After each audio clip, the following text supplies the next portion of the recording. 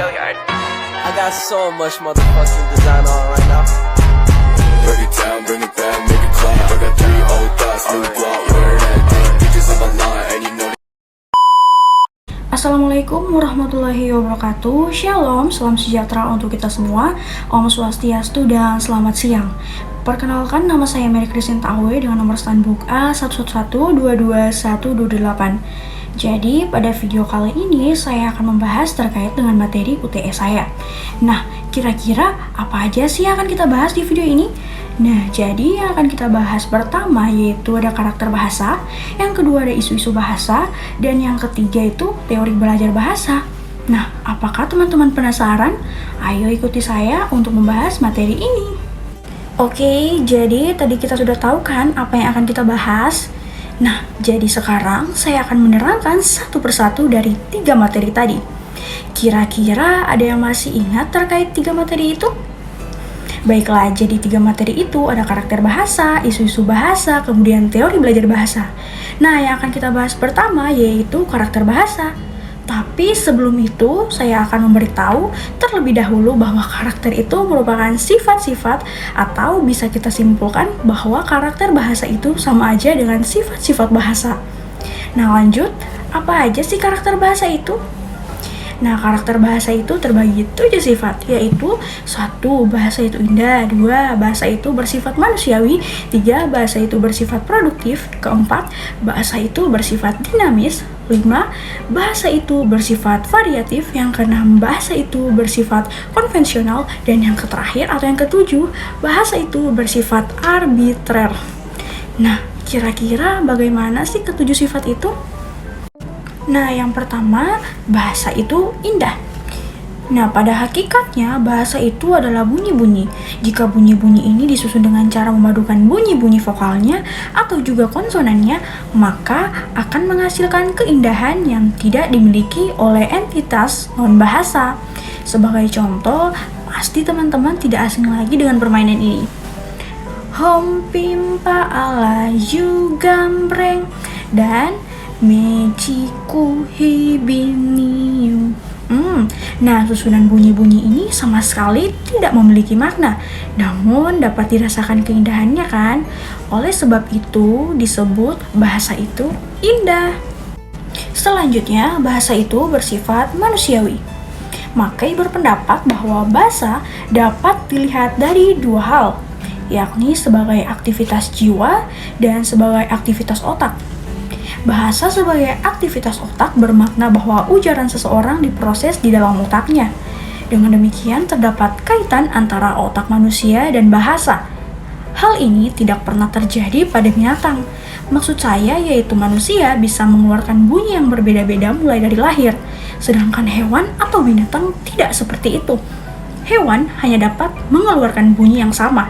Contohnya hewan tokek, dia tetap akan mengeluarkan bunyi tokek saja. Maka dari itu disebut bahasa itu manusiawi. Sekarang teman-teman paham kan? Selanjutnya, ketiga, bahasa itu produktif. Nah, kata produktif bermakna menghasilkan atau memberi hasil. Dalam bahasa atau linguistik, produktif berarti mampu menghasilkan terus-menerus dan akan dipakai secara teratur untuk membentuk unsur-unsur baru. Bahasa memiliki unsur-unsur, salah satunya adalah fonem. Sebagai contoh, misalnya kata buat bisa menjadi baut, buta, tabu, batu, dan tuba. Kemudian untuk contoh kalimat, misalnya kami pagi ini membaca koran, dapat dirubah susunannya menjadi 1. Membaca koran kami pagi ini. Kedua, pagi ini kami membaca koran. Ketiga, kami membaca koran pagi ini. Nah, itulah beberapa contoh yang menunjukkan bahwa bahasa memiliki sifat produktif. Kemudian yang keempat yaitu bahasa itu dinamis. Sejalan dengan sifat manusiawi pada bahasa, sifat dinamis pada bahasa mengikuti sifat manusia yang selalu potensial berubah. Akibatnya, tidak jarang unsur-unsur suatu bahasa mengalami perubahan. Kita ambil contoh perubahan yang pernah terjadi pada bahasa Indonesia, yaitu pertama kali merupakan ejaan Vanopusen. kemudian berubah menjadi ejaan Suwandi, dan kemudian sekarang menjadi ejaan bahasa Indonesia yang disempurnakan atau biasa disingkat EYD. Saya beri contoh perubahan ejaan dalam bahasa Indonesia, yaitu awalnya Soerabaja, kemudian menjadi Surabaja, dan sekarang menjadi Surabaya. Contoh kedua yaitu yang pertama Boejangan, kemudian menjadi Butjangan, dan yang ketiga menjadi Bujangan. Sekarang teman-teman sudah paham kan? Selanjutnya yang kelima ada bahasa itu variatif. Nah, bahasa itu memang milik manusia sehingga dia atau bahasa mengikuti apa yang diinginkan manusia. Menurut Cair, bahwa ada 3 istilah yang perlu diketahui sehubungan dengan variasi bahasa, yaitu ideolek, dialek, dan ragam. Nah, ideolek merupakan variasi bahasa yang bersifat perorangan. Artinya, setiap orang memiliki gaya bahasa yang berbeda-beda. Kemudian, dialek. Nah, dialek ini dipengaruhi oleh karakteristik bahasa daerah. Orang Sunda yang berbahasa Indonesia terpengaruh ragam bahasa Sunda di dalam berbahasa Indonesia. Kemudian, ragam. Ragam bahasa dapat diklasifikasi berdasarkan beberapa aspek, yaitu wacana, sarana, dan kebakuan. Jadi bagaimana? Apakah teman-teman sudah paham? Selanjutnya yaitu bahasa itu konvensional. Konvensi bermakna sepakat atau kesepakatan. Bahasa dibentuk berdasarkan kesepakatan komunitas penggunanya. Contoh, realisasi fonem. Vokal U adalah jika berdistribusi pada silaba terbuka tanpa konsonan penutup pada suku kata akhir kata. Misalnya pada kata kartu dan bantu. Tetapi terrealisasi menjadi U jika berdistribusi pada suku akhir kata yang menutup oleh konsonan.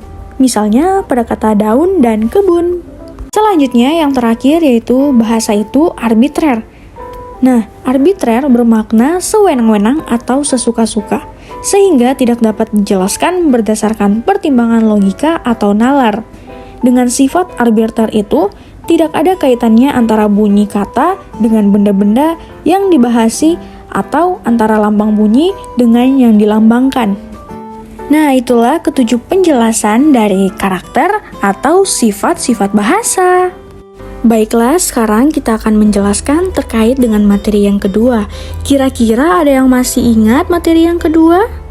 Nah, materi yang kedua ini adalah isu-isu bahasa. Nah, isu-isu bahasa ini sama aja dengan permasalahan bahasa yang ada di Indonesia. Agar mengetahui lebih jelas, teman-teman simak ya video ini.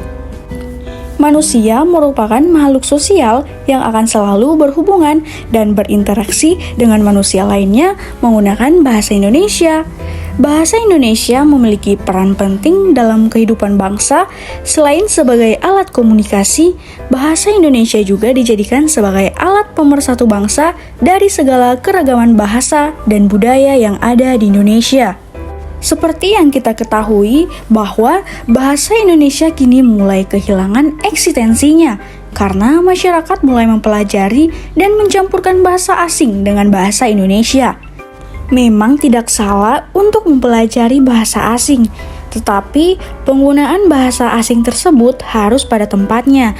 Misal, dilakukan di sekolah, mereka menggunakan bahasa asing hanya dalam kegiatan belajar bahasa Inggris, atau menentukan hari di mana mereka hanya boleh menggunakan bahasa asing. Selain fenomena bahasa asing yang mulai digemari, saat ini bahasa gaul juga menjadi salah satu hal yang menyebabkan bahasa Indonesia yang baik dan benar mulai dilupakan.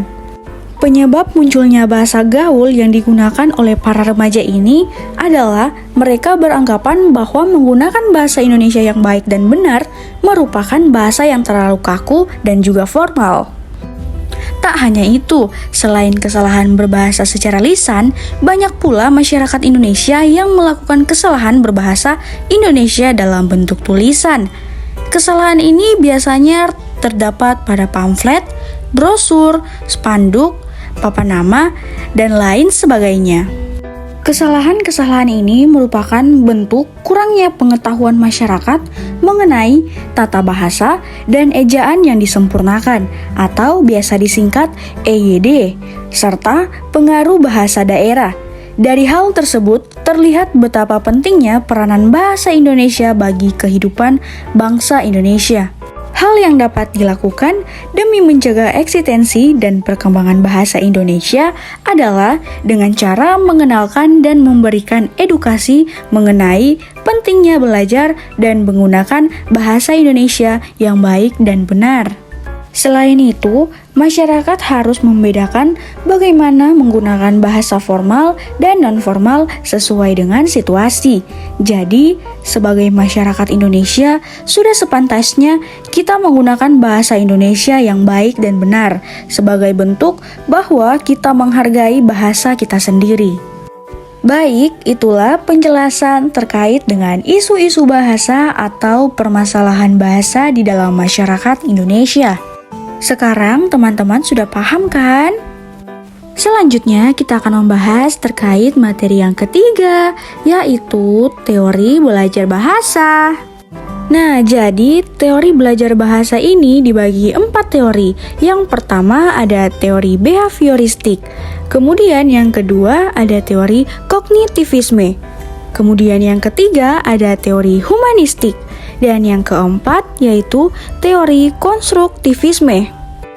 Nah, jadi teori belajar behavioristik menganggap bahwa bahasa dipelajari melalui imitasi, pengulangan, dan penguatan positif atau negatif. Contohnya adalah memberikan pujian atau hukuman terhadap penggunaan bahasa yang benar atau salah. Teori ini menekankan pada pentingnya penggunaan penguatan positif untuk memperkuat perilaku yang diinginkan dan mengurangi perilaku yang tidak diinginkan melalui hukuman atau pengurangan penguatan positif. Selanjutnya, teori belajar kognitivisme menganggap bahwa bahasa dipelajari melalui proses informasi, kognisi, seperti memahami aturan tata bahasa, dan memori jangka pendek dan panjang. Selanjutnya, teori humanistik. Teori humanistik menyatakan bahwa belajar adalah memanusiakan manusia. Maksudnya adalah menghargai segala yang ada pada manusia. Teori ini lebih mementingkan isi yang dipelajari daripada proses belajarnya. Kemudian yang terakhir yaitu teori belajar konstruktivisme. Teori ini menganggap bahwa peserta didik membangun pengetahuan mereka sendiri melalui proses interaksi dengan lingkungan dan pengalaman belajar mereka. Baik, itulah penjelasan terkait dengan 4 teori belajar bahasa. Bring